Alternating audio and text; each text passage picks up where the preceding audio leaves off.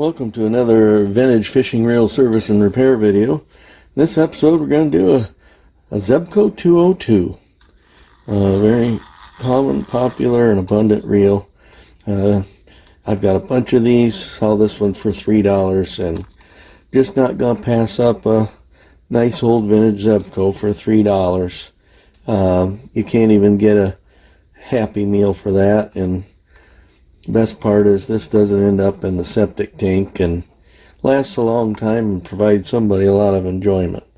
So this one, with the help of a member on the Zebco forum in terms of dating it, does not have the plastic line stop on the spool, and it does not have it has like a 20 or I can't remember if it's 20 or 22 notches in the spinner head, and it's got a slightly newer font on the label there and a short tab on the foot, so that makes it probably, with the help that I received, somewhere between 1975 and 1976.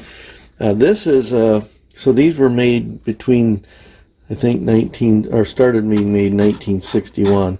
I believe this one is a 1961.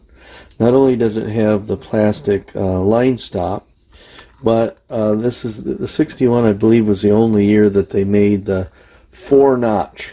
So there's only 4 notches in the spinner head for line pickup. They soon went to 20 or 22 notches. And the font is slightly different.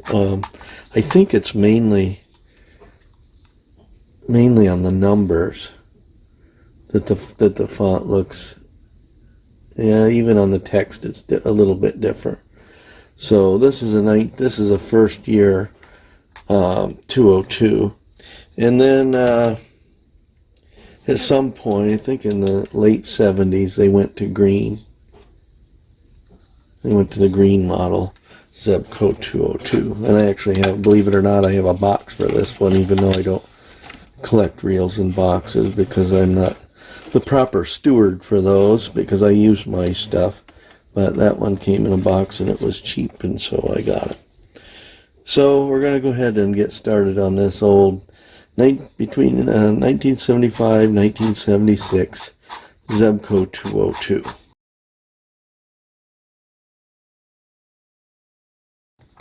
And hopefully this will be a relatively short video, unless I find issues. Okay, so that mechanism looks to be all there. Put that in the parts tray. And take off this E-clip so we can get the spool off. And pull the spool. And looks like that.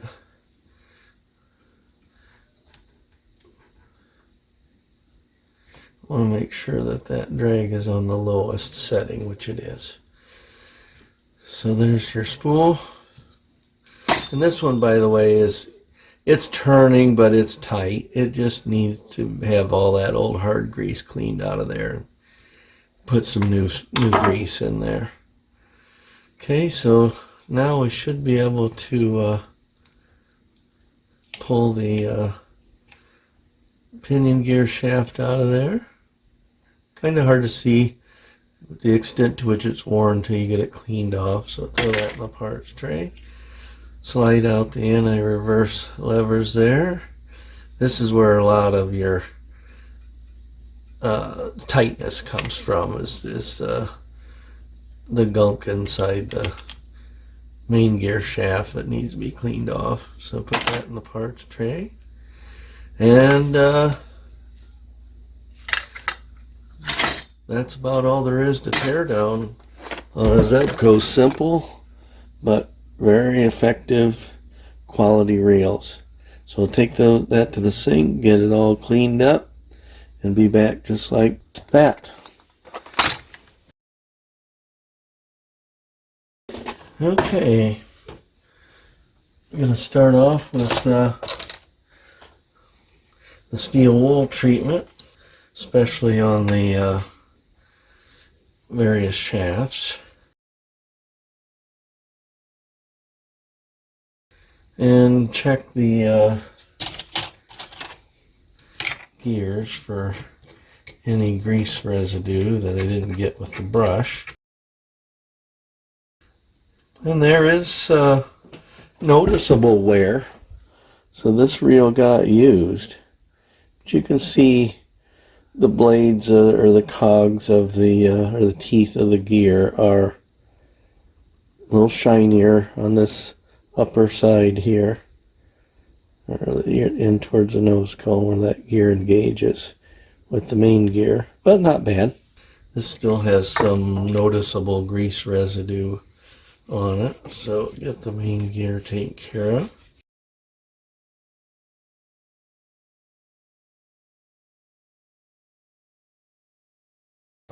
Okay, now we can take some oil on our main gear and insert that back into place. And do the same with our pinion gear. And bring our anti-reverse arms back around here. And of course we want this little tab to fit into that hole there.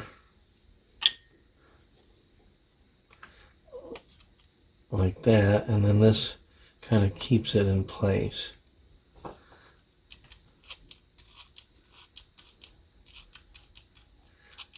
So anti-reverse is working. We can go ahead and grease the gears.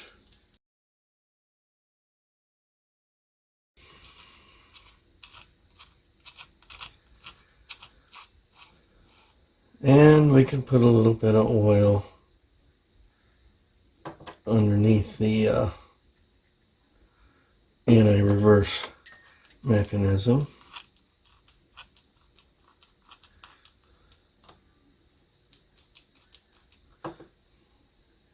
And then of course slip this back into the rear cap. Put our handle back on.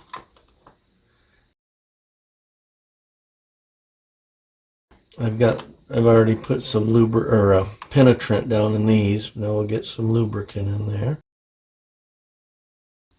And look at the gunk coming out the bottom there, so that you rinse enough of that stuff through there, whether it be penetrant or lubricant, and you'll get those cleaned out so they work really smoothly. But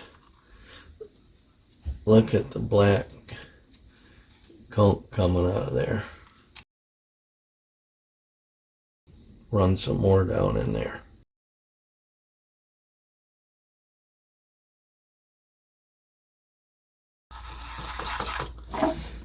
Alright, now get a little bit of grease around the post around which the spool goes,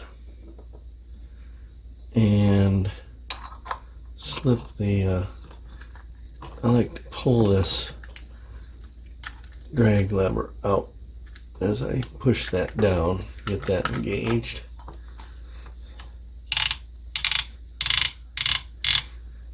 Work that grease in there. Lubricate the mechanism here for the button release.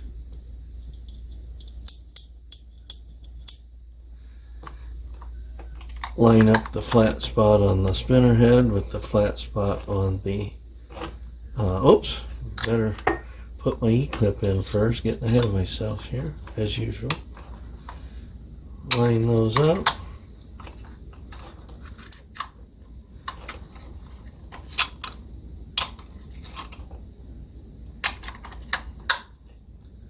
And get our nut on there.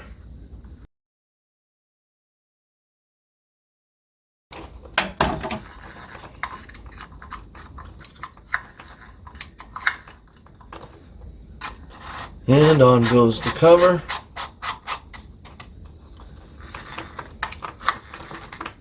And she's good to go. So you can see that that cover is really dull, and that's not dirt. That's been cleaned. It's just micro scratches. And so in the Shakespeare 999 EC video, the Shakespeare Spincaster, I showed the process of using automotive liquid abrasives in stages. And so I won't show that process again, but I'm going to go ahead and do this cap and maybe the rear cover here as well. And in this video I'll show you the results. So here's where it begins. Just kind of, there's some shine to it, but it's really sort of dull from all the scratches. We'll see how it looks after I polish it with this automotive stuff. Okay, so I've polished it by hand, and I think you can see the significant improvement. Now there's still going to be some deeper scratches in there and so on, but this was a reel that was used. I mean, you can look at the wear on the pinion gear and so on. Somebody took pretty good care of this reel, but it was used, and so it's going to have some scratches. But just a little bit of rubbing cone and some compound and some machine polish can make a whale of a difference on these molded plastic covers where the color is in the plastic, and of course it works on paint too. So there you have it, a nearly 50-year-old reel made between 1975 and 1976, a Zebco 202, all cleaned, lubricated, to a certain extent aesthetically restored, and ready for use. Hope you enjoyed it. Thanks for watching.